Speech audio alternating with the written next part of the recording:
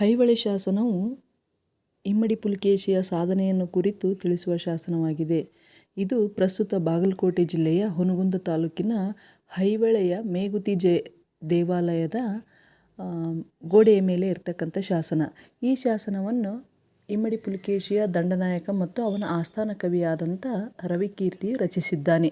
ಈ ಶಾಸನವು ಹಳೆಗನ್ನಡ ಲಿಪಿ ಮತ್ತು ಸಂಸ್ಕೃತ ಭಾಷೆಯಲ್ಲಿದ್ದು, ನರ್ಮದಾ ನದಿ ಕದನ ಮತ್ತು ಇಮ್ಮಡಿ ಪುಲಿಕೇಶಿಯ ಸೈನಿಕ ದಿಗ್ವಿಜಯಗಳು ಮತ್ತು ಚಾಲುಕ್ಯರನ್ನು ಕುರಿತು ಸಂಪೂರ್ಣ ಮಾಹಿತಿಯನ್ನು ನೀಡುತ್ತದೆ.